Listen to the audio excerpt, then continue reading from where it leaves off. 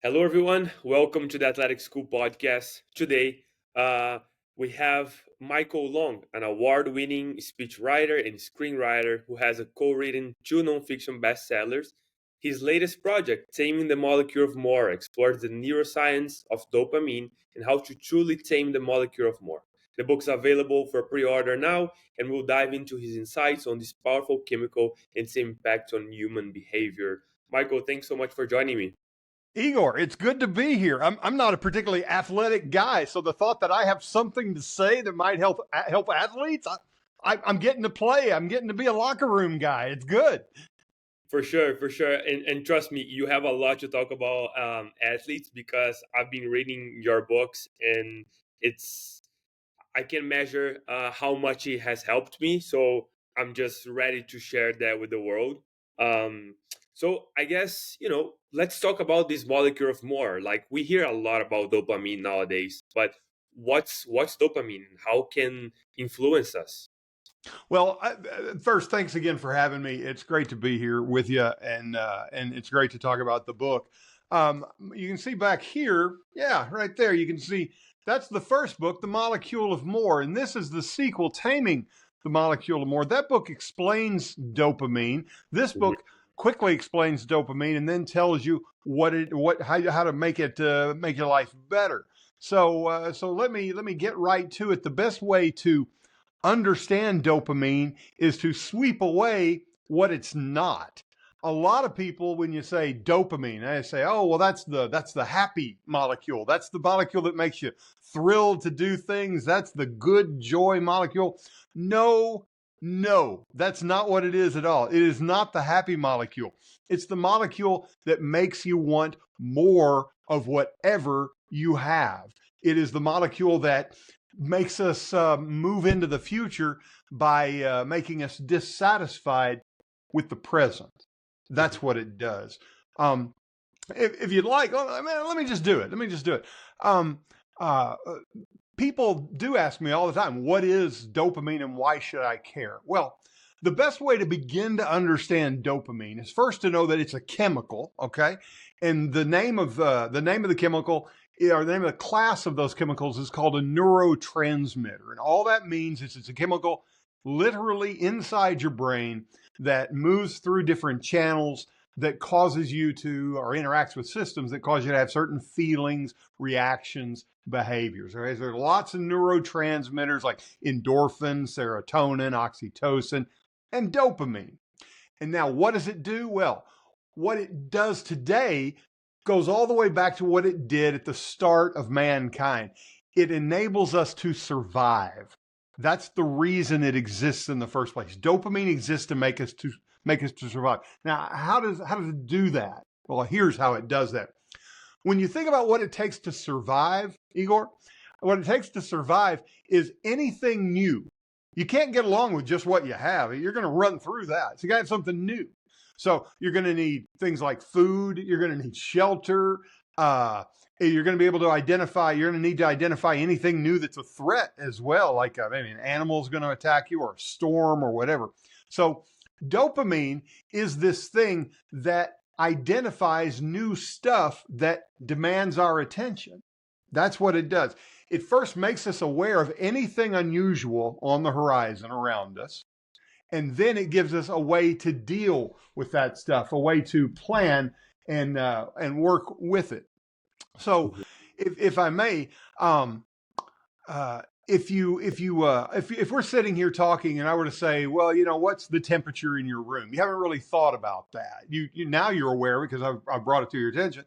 Or is it sunny or cloudy outside? You haven't really thought about that. It doesn't affect your life. But if suddenly somebody bangs on the door or something flies across the room, that's going to get your attention because it may be something you need to get into or avoid in order to survive. So that's the way it works.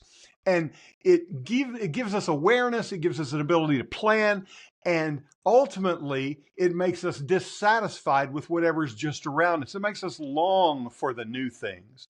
So that's a place to start to begin to understand dopamine. Whatever you have, eventually you're going to get tired of it. You're going to want more, whether that's achievements, as in sports, or whether it's possessions. And that's where dopamine begins its work.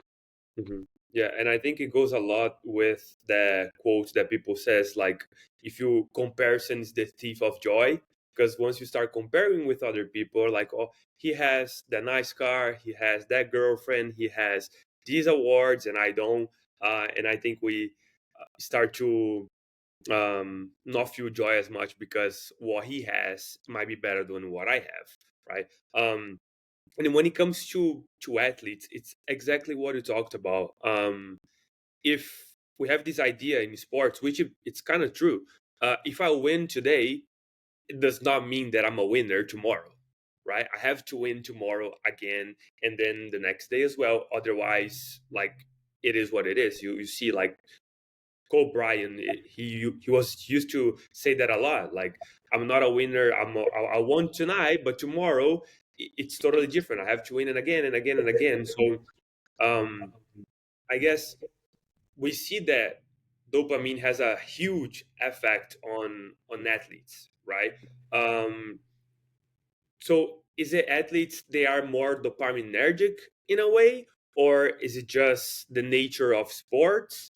What are your thoughts on athletes and dopamine and kind of like how should we handle that? Because I feel like we don't want to be that type of person that always wants more, but in a way, in sports, you kind of have to be in order to be a winner. You know what I mean?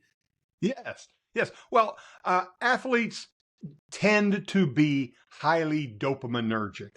Hmm. And without even measuring the chemical in the brain, we know that to be the case because athletes always want to win the next level up. They want to go. If you're a local athlete, you want to win the state competition. If you win the state, you want to go to the nationals. If you're nationals, you want to be an Olympic champion.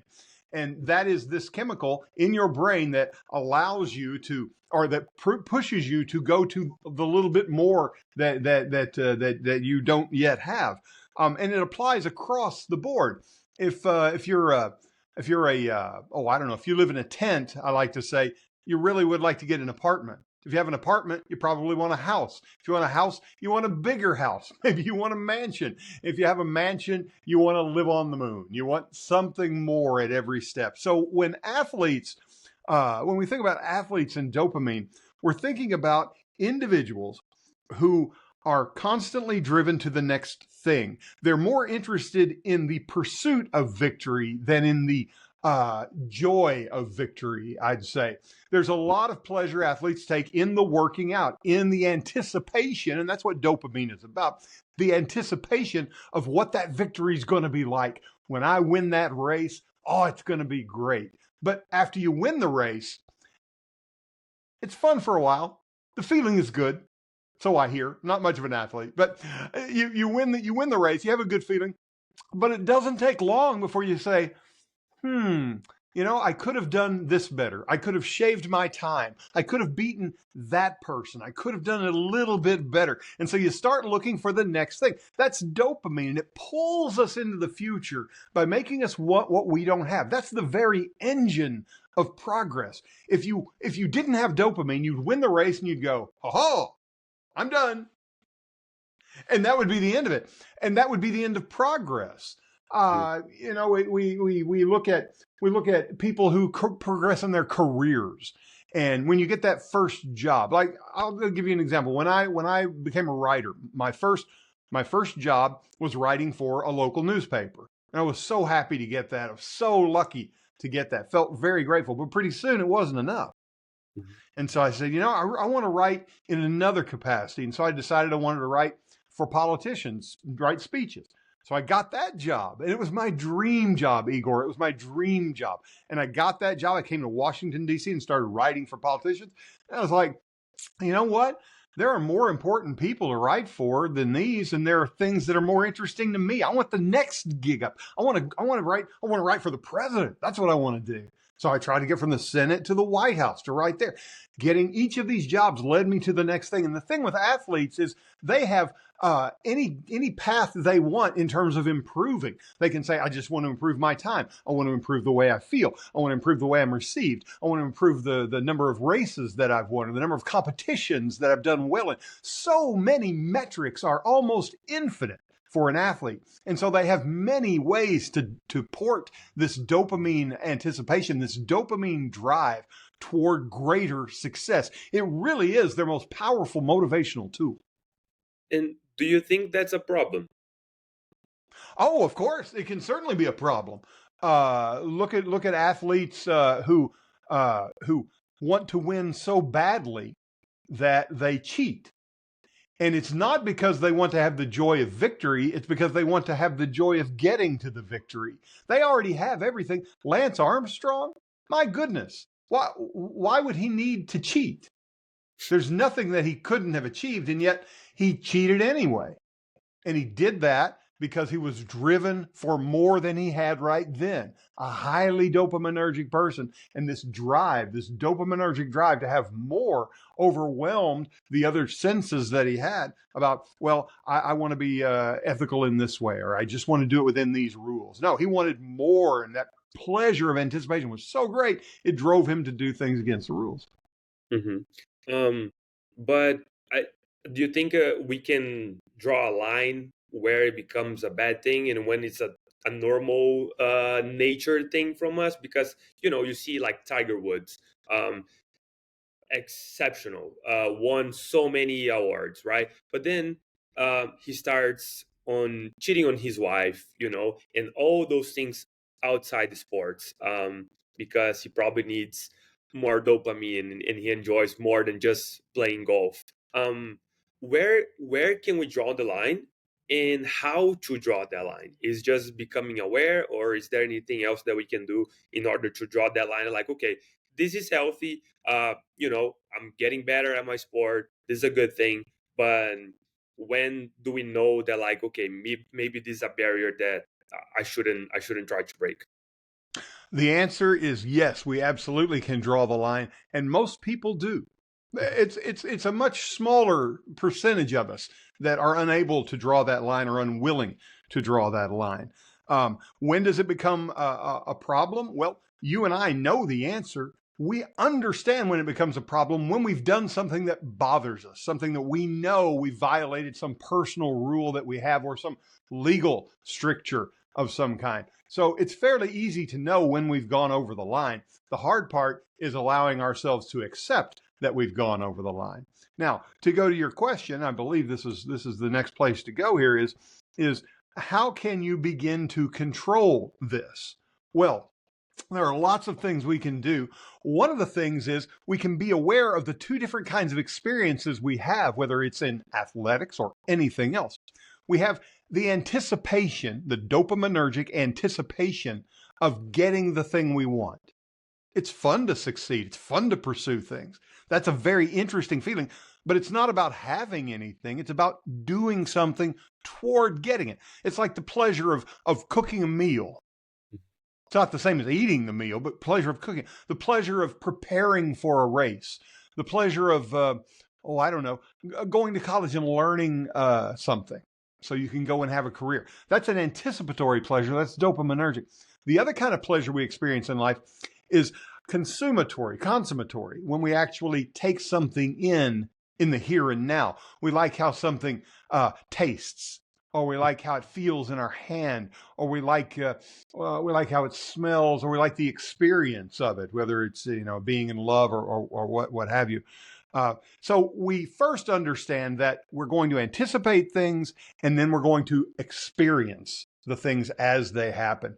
And we want to be aware of both of those kinds of pleasures. The dopaminergic pleasure of anticipation is so intense that it can cause us to run right past our own morals, run right past our own ethics, run right past our own goals.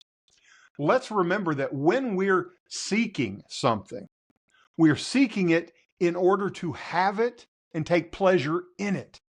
So after you win a race, for instance, this is a very simple example, but after you win a race, savor it. Take a moment to say, I won. I did that. This is how it feels to have the attention, to have the physical satisfaction. I'm not exhausted. I won it. I know how my body feels. It's not a question of what shall I do next. It's a question of How shall I appreciate in the here and now this thing I worked so very hard to earn? Here and now, consuming versus anticipatory dopamine. And that's one way to get started on it. Mm-hmm. Awesome. Yeah, I love the idea. You guys talk a lot about on the book about the here and now, and I think that's definitely something that just reading the book and becoming aware, it helps us just like, okay, let me enjoy this at least for a little bit, and then I can go back to the grind, and it definitely helps. So Let me throw in one thing, if I could, Igor. There's a wonderful, wonderful story. The first man who walked on the moon, who was Neil Armstrong, Mhm. and he's been asked this question. He had a great deal of trouble after he went to the moon. Maybe you've heard this story. And he was so successful at being an astronaut because it was highly dopaminergic. He was focused on doing all the effort in anticipation of getting the thing he wanted, which was, I'll walk on the moon. And after he walked on the moon, a few years later, a reporter asked him, what are your feelings about walking on the moon? You hear the question. It's about, what was it like to be on the moon? And here was his answer, word for word. He said, it was something we did. Now we should do something else. He was walking on the moon, Igor, and his only reaction was, it was something we did.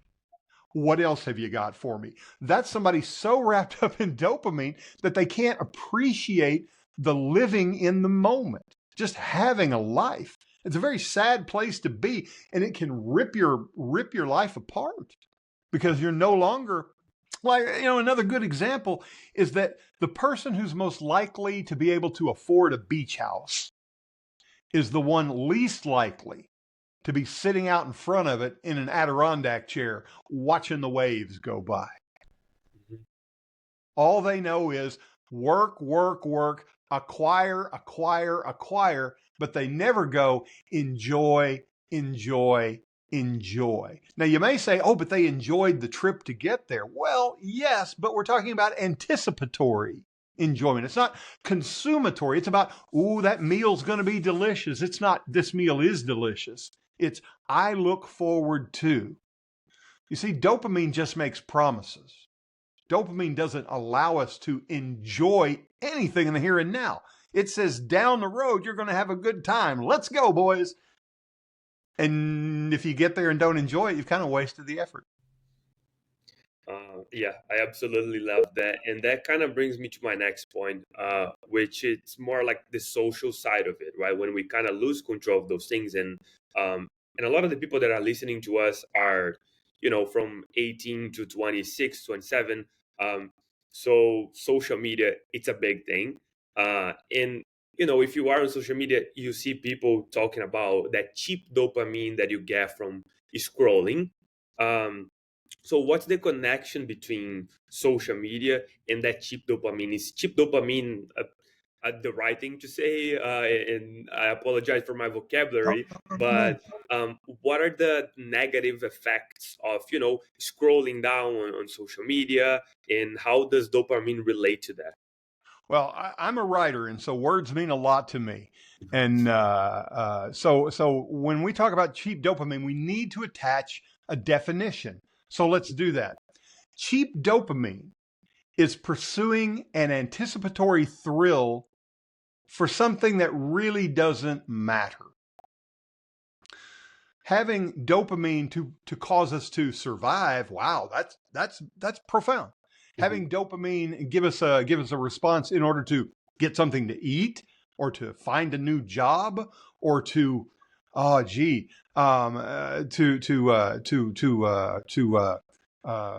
a new friend, or to find a lover or a romantic partner or a lifetime partner. All those things are dopaminergic activities, but they're valuable.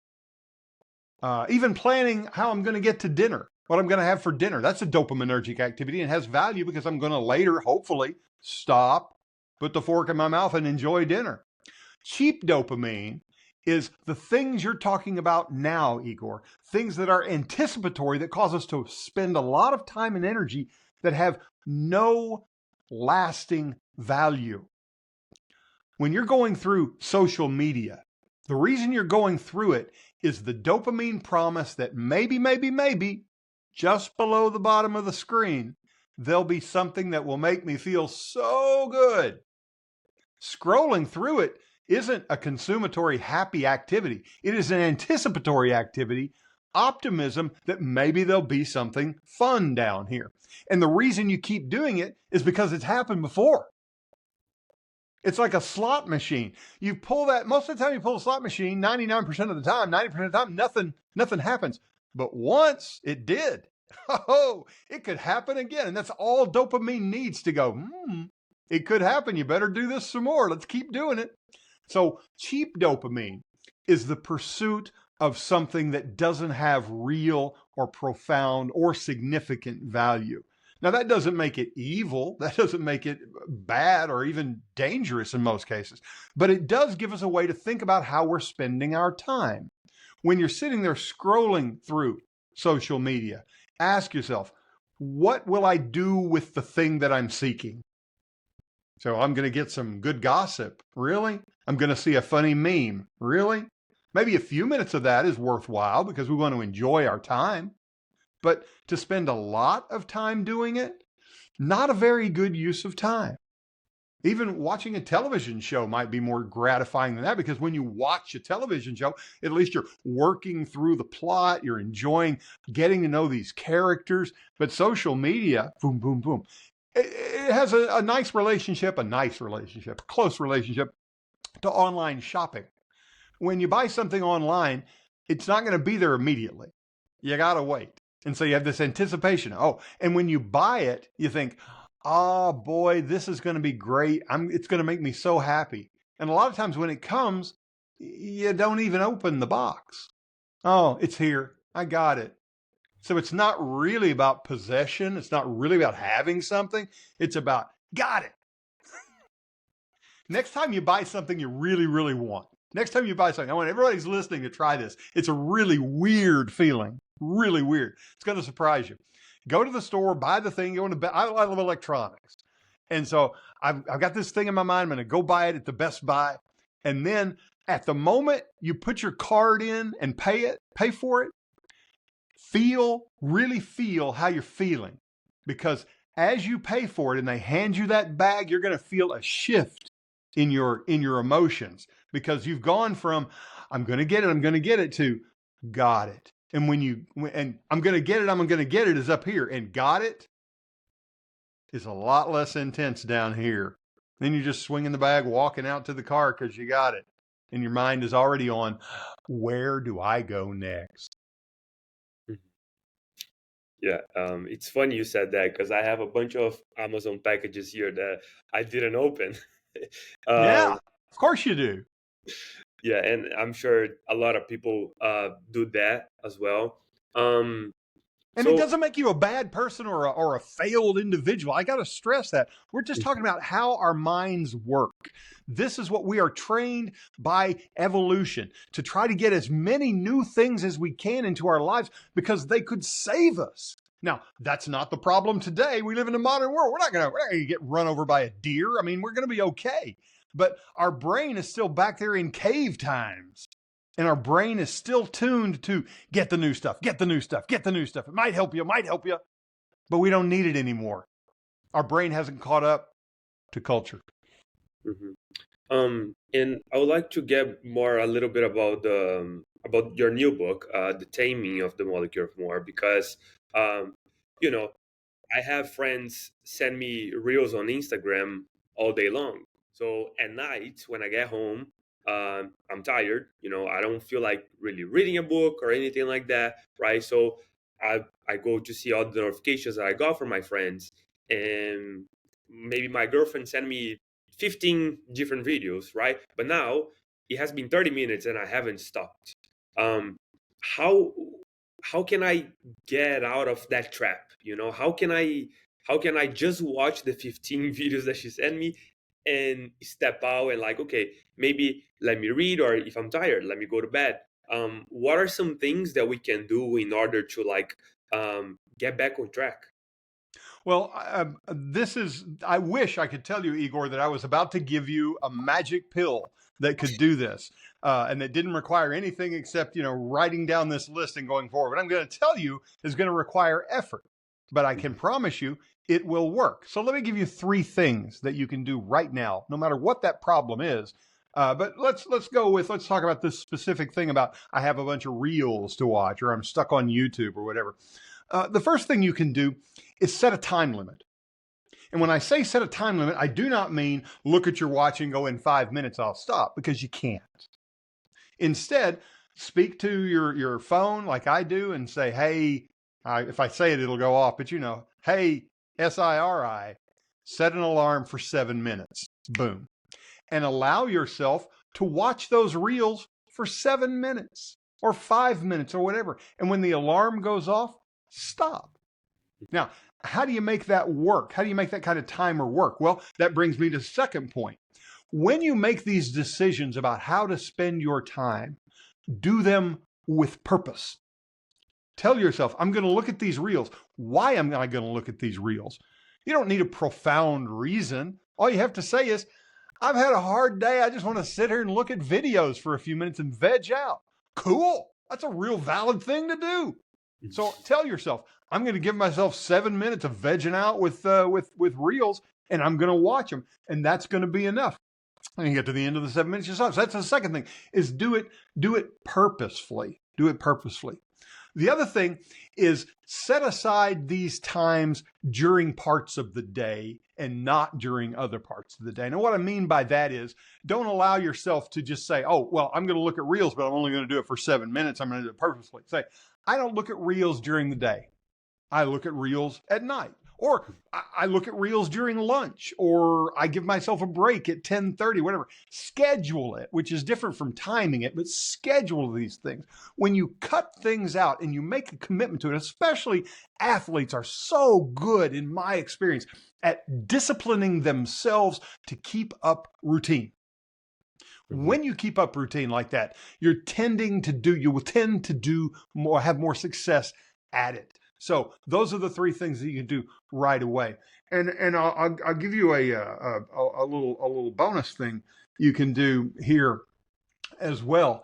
If there's an activity that you have, like something in social media or a platform that's particularly attractive, cut it out completely. Don't just cut back. Cut it out. You say, well, like a good example is Facebook.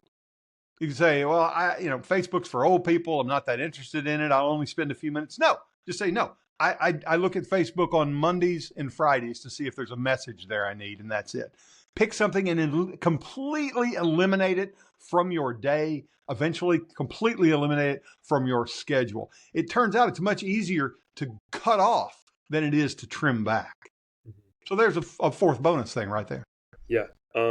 So, and that kind of brings me to my next question, which is something that I also see a lot on social media, is people talking about a dopamine detox, right? And you mentioned a little bit about the book, on the book, some things that are good to cut it off, completely, and some other things that maybe you just should, maybe like you don't have to stop watching reels completely, but maybe doing it less, right? Yeah. What are your thoughts on that dopamine detox?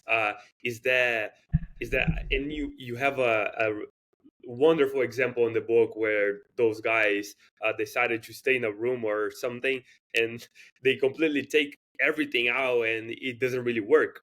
So how can we do a good dopamine detox? Like, how do I know what's good to cut it off or what's good to, just slow down a bit? Like, and I know a lot of people nowadays maybe struggle with alcohol or pornography or, so many things. How do we know how to do that dopamine detox? Well, a few things I want to say to lay the groundwork. First, it's impossible to get away from dopamine. It is the thing that carries us through this conversation. There are what we'll call sort of micro instances of dopamine where when I'm speaking to you right now, there's a part of the dopamine process going on that anticipates and plans for what I am going to say in the next breath. So you can't get away. You can't say I'm getting dopamine out of my life. So let's just be sure we're using terms correctly. And Right. people throw around this dopamine detox term all the time. What we're talking about is more purposefully using our time related to dopamine anticipation. And we're talking about getting rid of what we've decided to call cheap dopamine or cheap dopamine thrills. So you ask me, what can you do in order to lower your dopamine? What we're really going to do is lower your attraction to the dopamine experience. And one of the things you can do is pick a few small things, do them every day, and never miss it. Or never miss doing it, rather, not miss longing it, but don't do it. It could be that that you're going to replace watching TikTok videos with reading. You can do that. It's very easy to do. You just say, "Look, I usually if I have to sit in a waiting room, I'm trying to be nice and not say go to the bathroom, you know. But if you have a time you always look at TikTok videos, say, during that time I'm going to read a book. That's what I'm going to do, and have that book sitting there where you can grab it. Over the course of a couple of months, you will have read a book, an interesting book. Perhaps you would want to read this book, available now for pre-order at Amazon. It's a very good book. I like to read novels myself, but I want you all to read this book. That's one thing you can do. Another thing you can do is keep in mind that feeling uncomfortable as you cut things back, as you cut things away, is perfectly normal. Having an unpleasant feeling is part of being alive.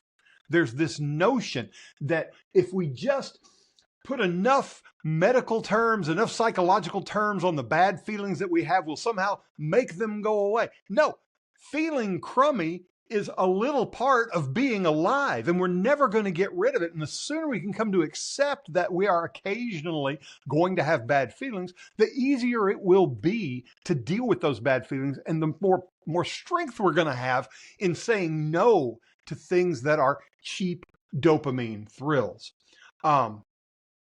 Another thing you can do is you can remind yourself that the discomfort that you're feeling has a purpose. It's not just part of life. It has a purpose. In the same way that, as I say, I'm not a big athlete at all. I'm not any kind of athlete at all. But I do some exercises every day. I have this physical therapy thing I do, and I hate the thing I have to do with the dumbbells. I hate it so much. I do them to exhaustion. I hate that so much. But when I'm doing it, I'm thinking, you know what? Tomorrow I'll be a little stronger. And the next time I walk up the steps, it'll be a little easier. And it's such a good, positive, encouraging feeling. It actually leverages the good things about dopamine to make me anticipate and want to do the better things for myself. So there are lots of ways to dopamine detox, but the notion that it is a literal lowering of dopamine is to fail to understand how we measure dopamine in the first place. It is a misplaced optimism about how dopamine works. Yeah. The other day I was studying a little bit more about dopamine a while ago, and I came across with this doctor in Brazil, which I love his videos, and he was exactly talking about that, how he was struggling with relationships, and how pornography was as a big thing for him, and then he stopped it completely, and after, if I'm not mistaken, I think it was 60 days. Um, Things start to change, and he was mentioning like the mental battle that he had, because you're like, no, let me just watch it today, because it's not gonna hurt that much, but he didn't. And then after that 60-day period, things start to change. Like, he started to see the world from a different point of view. He doesn't look at other people as an opportunity to relate with them. He was more interested in who they were. So looking for more connections with the other people around him, not necessarily like, yeah, let's just get together, or whatever, have sex, or all of those things that doesn't mean anything, that has no connection, that it's pure dopamine. And I think on the first book, you guys talk about that guy that he goes to a bar, and whenever the girls tell him like, yeah, let's go home, and then he's not even interested anymore because he already achieved that. Yeah. um, and I think that's just incredible, and I think it's very hard. I think it's a mental battle because it takes a long time. It is uncomfortable, but I think we have to understand that it's not only going to be for a week, it might be a little longer than that, right? And you guys talk a lot about meditation and mindfulness, and I have addressed these many times in the podcast because I think there's so many other benefits for it, right? So I want you to talk a little bit about mindfulness meditation, or like if there is any specific way for us to do it in order to help us go through those things. And if there's any other techniques in terms of maybe journaling, maybe that will help us in terms of self-awareness, because I think self-awareness, it's a huge thing. So what are your thoughts on those techniques, meditation, journaling? Is there anything else? Yes, let me give you, in the spirit of what this book is about, Taming the Molecule More. The first book, the Molecule More. This book is about dopamine and the theory behind it and how it plays out in life. Taming, the new book, really is about here's how you can do a particular thing with a particular problem. And there's a chapter on online gaming. There's a chapter on pornography. There's a chapter on making a relationship that seems to be difficult, making it better, finding the right person, how to know if you're dating a toxic person. Why are you attracted to a toxic person in the first place? But let's talk about the value of mindfulness, and let's talk about it in a way that's simple and practical. Because let's be honest with ourselves. Very few of us are going to say, let's upend our lives and impose a new regimen about how we're going to conduct our internal lives. Let's pick things that we know we can do. So this is as simple a way to be mindful as I know. And it begins with awareness. I've said already that if you break down consciousness, you're either anticipating something that you may or may not get, or you're enjoying something that you already have. People who are highly dopaminergic spend very little time enjoying what they already have. Mindfulness, in the simplest sense, is a focused presence on the things that you already have. And you don't have to sit in a room and cross your arms and hum to do it. You can simply stop. You can I'll do it right now. I'm looking out my window over here in my office. My God, it is beautiful out there. Mm-hmm. The sky is blue. I can see a little bit of clouds over my neighbor's house. I see my car out there, which I bought a car about a year ago that I really like. I'm seeing that. I hear the wind in the background. You can't hear, but I can hear the wind. It is beautiful outside after several really cold days here in Washington, D.C. I've just practiced mindfulness. Really taste. I mean, the way this book concludes is a quote from William Saroyan. And it says, when you eat something, really taste it. When you laugh at something, really laugh. When you make love, have passion. When you're angry, be pissed. Whatever it is, in the moment, live it to its core.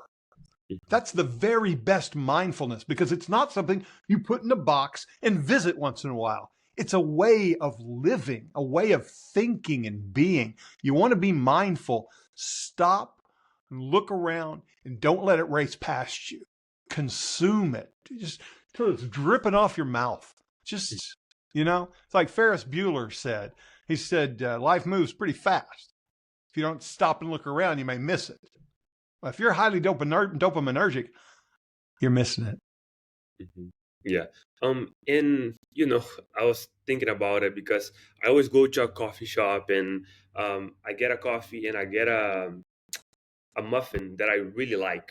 And while you're doing that, I was like, okay, this afternoon I'm gonna go there and I'm instead of using my phone, I'm literally just gonna taste the muffin because I know I like it, I know it's good, so I'm gonna really taste it. But then I feel like my mind, it's always taking me somewhere else, right? Like I put my phone away, but while I'm eating, I'm like, oh my gosh, I have to um, post these quotes on the athletic school story on Instagram because this is a huge insight that I had. So I have to post it right now. And then I get my phone, and then it becomes just a snowball again. Does it take training, or is it more about the discipline that you were talking about? Like, no, let this insight go and let me just stay here right now. So, what are your thoughts? Does it take practice, training, or is it more like discipline itself? You're going to love my answer, Igor. Here's my answer. You ready? Lower your standards, okay? Lower your standards. You're holding yourself to an impossible standard. You're not going to be able to sit there and concentrate on that tasty muffin for 10 minutes straight. You're going to have a few seconds of it. And it's like, I wonder what else is going on. Guess what? You're human. Congratulations. See you at the party. It's okay. Your mind wanders. You catch it and you go, oh, this is the time I'm focused on muffin tasting. Well, go back to it. Go back to it. Or you say, you know what? I'm going to forget this. I better write it down. Doon, doon, doon, doon, doon. Write it down. Say, now back to the muffin tasting. You're not going to do, that's like when people talk about meditation and they think they failed because they can't stick with it constantly for the 20 minutes or whatever they've set aside because their mind keeps wandering. Jerry Seinfeld talks about this. He meditates. It's very interesting to hear him talk about it because he says this very thing. He says, I'm just human. I do the best I can. And that's as much as you can do. It really is as simple as that. We're asking of ourselves the impossible. Lower your standards, Matt. Mhm. You'll get better and better at it as time goes on. This doesn't have to be that hard. Just like, I had a coach, a business coach, a really good friend of mine, April Sprints. You can look her up if y'all are interested. April Sprints. And I was putting together a project and it wasn't really ready. And I'm talking to April and I said, well, I'm going to work on it a few more days. And she said, do you have like the basic? Is it ready to go? And I said, yeah, I got the basics. She said, go ahead and put it online. I said, it's not ready. She said, put it online anyway. It's like, really? She's like, yeah, just do it. You'll catch up. It's not going to be perfect. It's never going to be perfect. And I did it. And of course it was successful. It went right off. A few days later, I come in and change it. We hold ourselves to impossible standards because this dopamine drives us to a little bit better, a little bit more. Tell that thing to shut the hell up. Shut up, man. I'm doing the best I can and I'm going to enjoy it when I get there. There's no reason we can't live a joyful life, but we must, and we don't have to be that highly disciplined. We just have to choose. Mhm. Yeah, I love that. It's simpler than we think, and it's still hard, but it doesn't have to be. I feel like. And we make it complicated with things like this because, and I'm not perfect at it. I'm pretty crummy at it too. But I've thought about it and I'm trying. And we talk about how these standards are so hard to reach because it gives us an excuse not to try. Mhm. And athletes are especially good at being bad that way because, like, well, if I can't do it as well as that, I better just worry a little bit more until I get there. And that's not a knock against athletes. It's about how perfecting they are, how good they are at what they do. But if you lower your standards a bit in terms of what you hold yourself to, you will eventually reach the high standards you want, and you'll reach it faster. Mhm. Yeah. What role does dopamine play overcoming setbacks and staying resilient, especially for athletes? Because we talk about like, yeah, I win, and then maybe I should enjoy that win a little bit more, and then we want to go back to the grind and all of that. But sometimes we don't win. Sometimes we fail, and a lot of times we fail when we lose. What role dopamine plays when that happens? Well, what it can do is it can make us resilient. The first thing to do is, as I've said, when you experience something, really experience. If you're disappointed, experience the disappointment. Mhm. You're going to learn a couple of things. The main thing being, it's not as bad as you thought. It stings, but after a few moments, it stings less. And after a few days, it stings even less. And after a while, you forget that it even happened. So really experience it to know that it's not as bad as you think. One of the things that people encounter in therapy is to experience the feelings they're afraid of. And they discover that those feelings aren't going to physically kill them. They may be terribly, terribly unpleasant or frightening. They're not going to kill you. And you can overcome those things. So if you're looking to be more resilient, experience loss wholly. Don't make excuses for it. Don't wave it away. Don't use it as a poor, poor, pitiful me experience. Just, shit, this feels awful. Mm-hmm. And don't go, I'm going to try harder next time. No, this feels crummy. I'm going to sit in it for a few minutes. After you're done, then say, I'm an ambitious person. I've come this far. I'll do it again. I'll do it again. The only person, I did stand up for a while, a long time ago. And one of the things I learned about stand up by watching it over years, people get into it and then get out of it, is the people years later who succeeded in stand up were very rarely the funniest people I started out with. They were just the ones who didn't give up. They just kept going up with the same stupid act. And eventually it got better. And eventually they started working and making money. It's not about how good you are today. It's about whether you're there today. Mm-hmm. Yeah. I think Michael Jordan, when he did the first trial for, I don't know if it was a high school team or whatever it was, he didn't make it. So he stayed in his room for days, according to his mom, and he wouldn't leave his room for nothing. Just experiencing that terrible feeling of being rejected. And I mean, I don't think we need to talk about all his achievements after that, right? Because Right. he came out of his room and he did it all. So yeah, that makes a lot of sense. Mike, thanks so much for taking the time to talk with me.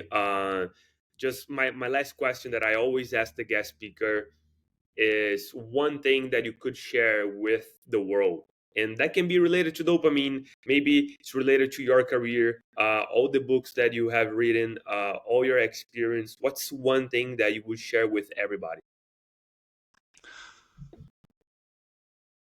I'll say it's a quote from the great singer Warren Zevon, and it's enjoy every sandwich.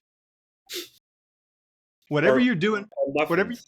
or muffins in that case, whatever you're doing, enjoy it wholly.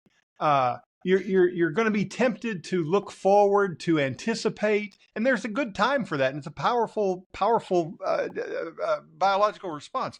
But if it's in front of you, give it your whole attention. Whether it's the sandwich you're eating, the interview you're in right now, whether it's here's a good example. One of my mentors was a man named Ben Stein. I don't know if you've ever heard of Ben Stein or not, an actor, economist, very interesting fellow. And his father was a very famous economist. And he said, whenever Ben was a boy, he said, I would go in and see my father, who worked in the White House at the time.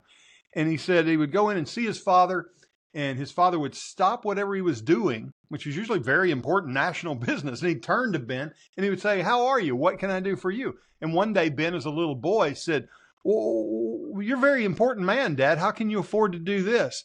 And Ben's father said, what more important thing could I have to do than talk to you? There's nothing more important than the moment you have, because once it's over, it's over. I've had this time with you. It's been very good. If I hadn't paid attention to it, I wouldn't have gotten the enrichment I got from getting to know you a little bit. If I never meet you again, I had this time. So whatever's in front of you, take that time. Mm-hmm. Awesome. Yeah. And enjoy every sandwich, and I'll add enjoy every muffin as well. Yes. And stop if you need to write down your notes. For sure. Is there, I mean, we talk about your book, and I'm going to recommend that book all day long because I read the first book, but then I guess my dopamine was like, I need more. I need to know how to handle that. And I went everywhere looking for it, and I when I saw you guys had the new book coming out, I was like, this is awesome. I have to reach out. So definitely recommending your book. But is there any other books, maybe a podcast, maybe an interview that maybe changed your life, changed the way you think? Maybe back then, maybe right now. Any other things that you would share? Well, if you want to read more about the book, you can, of course, go to tamingthemolecule.com, Hmm. tamingthemolecule.com, and that's the website for the book. If I had to say a thing that really affected my life, I'd say there's an interesting novel from about 40 years ago called The World According to Garp. And very much enjoyed that. That was a very important book for me to sort of find a way through life. So yeah, if you're looking for a fictionalized account of how to live out these ideas we've been talking about, which flow entirely from neurobiology, but in fact have profound philosophical impacts, I'd say read John Irving's book, the World According to Garp. Awesome. I'll definitely have to add that to my list. Mike, thanks so much for taking the time. So it's a pleasure to talk with you. I'm glad you took the time. This is a subject that I've been, searching around and trying to find more about it, just to help myself in a way how to tame the molecule of more. And I'm so glad that we got to talk, and I'm sure people will take a lot from it as well. So thank you so much. Thank you.